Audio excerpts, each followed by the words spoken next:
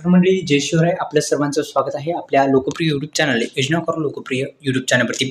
सर्वांना अत्यंत महत्त्वाची सूचना आहे, या यूट्यूब चॅनलला आपण सबस्क्राईब केले नसेल तर सबस्क्राईब करायचं आहे, बेल आयकॉनला ऑल प्रेस केलं नसेल तर करून घ्यायचं आहे आणि या व्हिडिओला लाईक पण करायचा आहे। अत्यंत महत्त्वाचा असा व्हिडिओ आहे, कारण की आपण जर पाहिलं तर पीएम किसान योजनेचा हप्ता हा 15 जिल्ह्यामध्ये जमा अशा मोठ्या प्रमाणात व्हायरल बातम्या होत आहेत की या जिल्ह्यामध्ये जमा आज झाला तर खरंच त्याच जिल्ह्यामध्ये पुरताच हप्ता जमा होतो की एकदाच बटन दाबल्या डीबीटीचं सर्व शेतकरी बांधवांच्या खात्यामध्ये येतो। जाणून घेऊया व्हिडिओच्या माध्यमातून। व्हिडिओ थोडा वेगळा आहे। पीएम किसान योजनेचा 21वा हप्ता हा शेतकऱ्यांच्या खात्यावरती नेमका कोणत्या दिवशी येणार या संदर्भात सुद्धा आपण माहिती घेण्याचा प्रयत्न करू।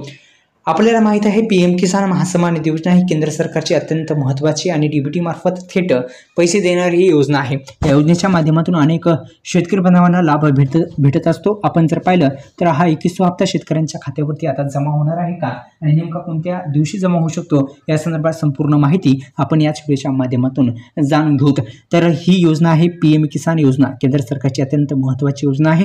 या योजनेच्या माध्यमातून 21वा हप्ता शेतकऱ्यांच्या खात्यावरती येणार आहे का या संदर्भात माहिती घेऊत। तर एकंदरीत आपण जर पाहिलं तर सुरुवातीस आपण एका प्रश्नाचं उत्तर देऊत, ते म्हणजे अत्यंत महत्त्वाचा, ते म्हणजे 15 जिल्ह्यामध्ये हप्ता जमा असा मोठ्या प्रमाणात बातम्या येतात। तर नेमकं 15 जिल्ह्यातच तो हप्ता जमा होतो का? तर असं होत नाही। तर डीबीटीचं एक ॲटोमॅटिक सिस्टम असते आणि ती सर्व खातेदारांना जे पीएम किसान योजनेचे लाभधारी असतात त्यांना एकदाच आपल्या भारताचे पंतप्रधान जे आहेत नरेंद्र मोदी हे एकदाच पैसे शेतकऱ्यांच्या खात्यावरती डीबीटीचं जे बटन आहे ते कार्यक्रमाद्वारे 21वा हप्ता सर्व शेतकऱ्यांच्या खात्यामध्ये एकदाच जमा होतो। 15 जिल्हे वगैरे काही नसतं। आपल्या यूट्यूब चॅनलला सबस्क्राईब केलं नसेल तर सर्वांनी सबस्क्राईब करायचं आहे। महत्त्वाचा व्हिडिओ वाटला म्हणून व्हिडिओ बनवला। धन्यवाद।